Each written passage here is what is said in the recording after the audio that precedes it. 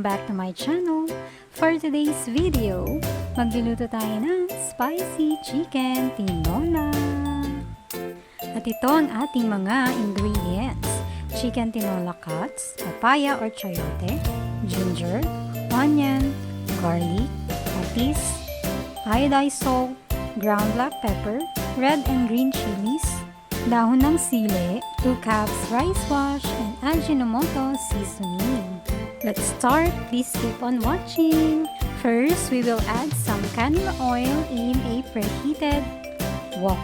Ayan, kapag mainit na ang mantika, pwede na natin igisa ang luya.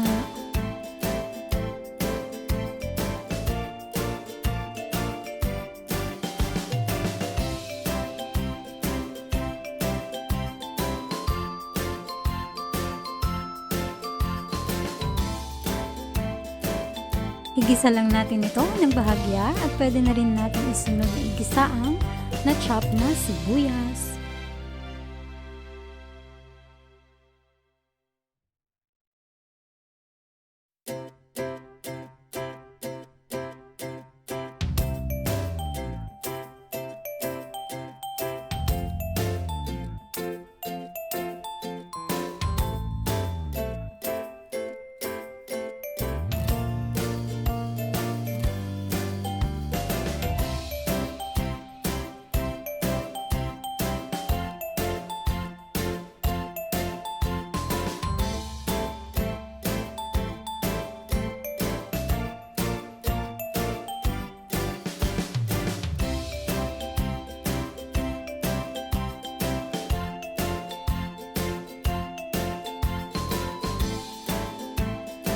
Kapag malambot na yung sibuyas, pwede na rin natin igisa ang bawang.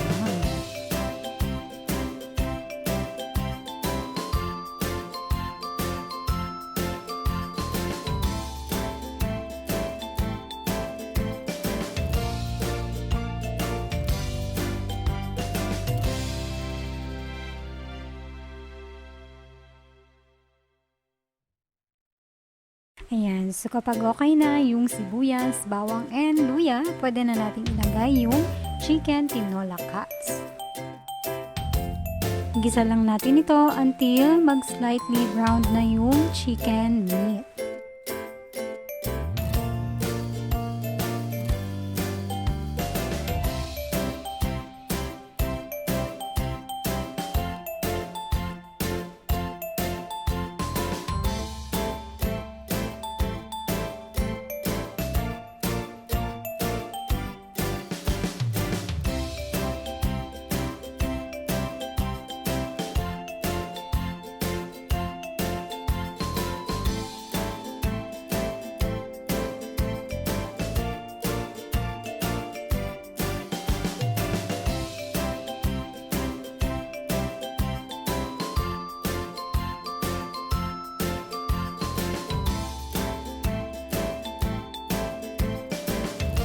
Ayan, pag medyo may konting brown na yung ating chicken meat, pwede na tayong maglagay ng 2 kutsarang patis.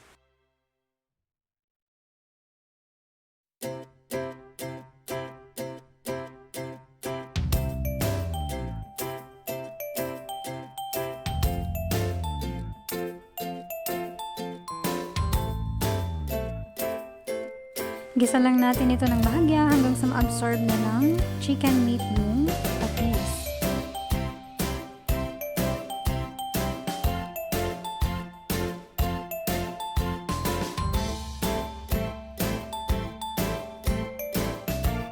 Pwede rin tayong maglagay ng 2 cups rice wash or hugas bigas. So this will give a starchy flavor sa ating chicken tinola. Pero yung iba, gumagamit lang sila ng water. So, it may depend sa inyong preference kung gagamit kayo nito or pure na water lang. Then, we'll cover this and simmer for 20 minutes. After 20 minutes, pwede na nating i-check and i-adjust yung laksa based sa ating taste preference. I'd like to season this with Ajinomoto seasoning, but this is optional. Pwede naman kayo maglagay ng asin or iba pang pampalasa. Dahil kulang nga ito sa lasa, maglalagay din tayo ng asin and kaunting ground black pepper.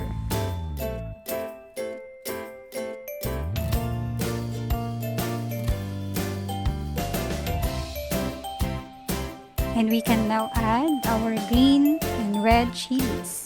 So kung hindi naman kayo fan ng spicy foods, pwede nyo namang tanggalin lang yung red chilies.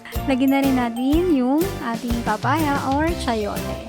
May ibang tao gusto nila papaya yung nilalagay sa tinola, yung iba naman sayote. So nasa sa inyo na yun kung ano yung ilalagay nyo yung gulay.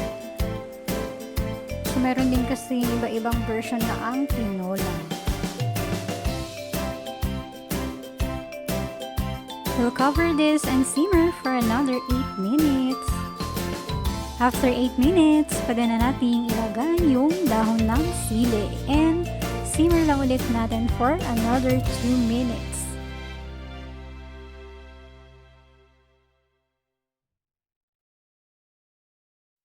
Haluin lang natin ito while on simmer and then check na rin natin kung luto na yung chayote or papaya. So kung luto na yung ating gulay, i-serve na natin. Oh yeah!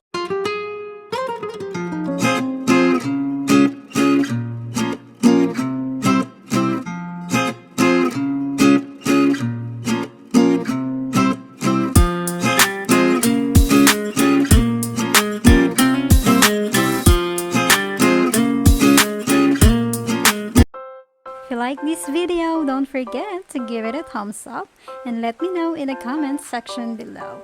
And for more videos and recipes, don't forget to subscribe and click the notification bell para updated ka every time I upload videos. Thanks for watching. Bye-bye!